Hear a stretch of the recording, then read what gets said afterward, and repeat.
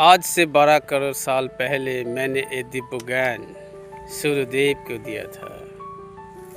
তো ভগবান শ্রীকৃষ্ণ অর্জুনকে বলছেন যে আমি সৃষ্টির আদিতে এই গীতার জ্ঞান সূর্যদেব বিবস্বানকে দিয়েছিলাম।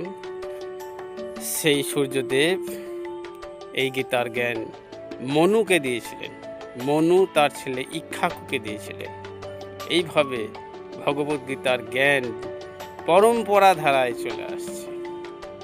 তো এটা তো শুধু এই কল্পের হিসাব, এর আগে অনেক অনেক কল্প অতিবাহিত হয়েছে।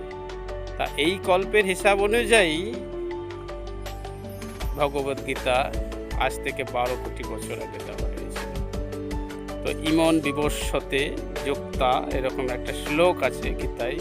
তো সেই শ্লোকের মাধ্যমে ভগবান এটাই প্রমাণ করছেন বা বলছেন তার ভক্ত অর্জুনকে কুরুক্ষেত্রের মাঠে, যে আজ থেকে সৃষ্টির আদিতে আমি এই ভগবদ্গীতার জ্ঞান আমি সূর্যদেবকে দিয়েছিলাম সৃষ্টির আদিতে।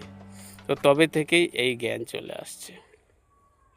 তো এর থেকেই বোঝা যায় যে সনাতন ধর্ম কোটি কোটি বছর পূর্ব থেকেই অর্থাৎ সৃষ্টির আদি থেকে আসছে।